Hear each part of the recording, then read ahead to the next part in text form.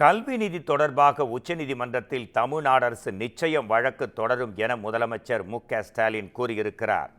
சென்னை கோட்டூர்புரத்தில் அன்பில் மகேஷ் எழுதிய தேசிய கல்விக் கொள்கை 2020 எனும் மத யானை நூல் வெளியீட்டு விழா நடைபெற்றது. இதில் கலந்து கொண்ட முதலமைச்சர் மு.க.ஸ்டாலின் நூலை வெளியிட்டு சிறப்புரையாற்றினார்.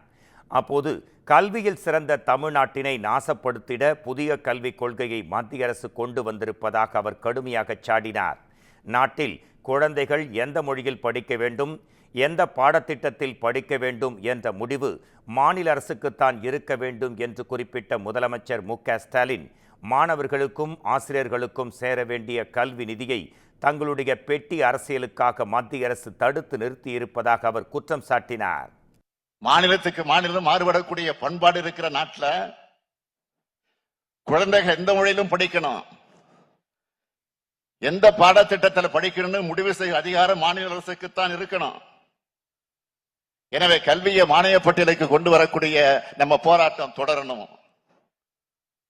அதற்கு தம்பி அன்பில் மகேஷ் அவர்கள் எழுதியுள்ள இந்த நூல் ஊக்கமளிக்கிறது.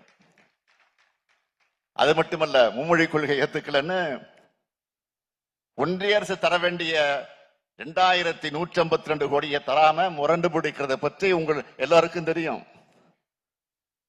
இங்க இருக்கக்கூடிய மாண்புமிகு திக்விஜய் சிங் அவர்கள் தலைவராக இருக்கக்கூடிய நாடாளுமன்ற குழுவினுடைய பரிந்துரைத்திருக்கக்கூடிய நிதிதான் அது.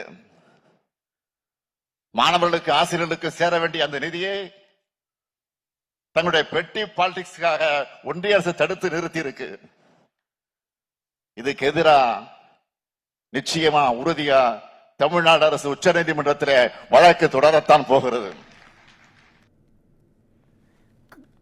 கல்வி நிதி தொடர்பாக நிச்சயமாக தமிழ்நாடு அரசு உச்சநீதிமன்றத்தில் வழக்கு தொடரும் என்றும் முதலமைச்சர் மு.க.ஸ்டாலின் அப்போது திட்டவட்டமாக தெரிவித்தார்.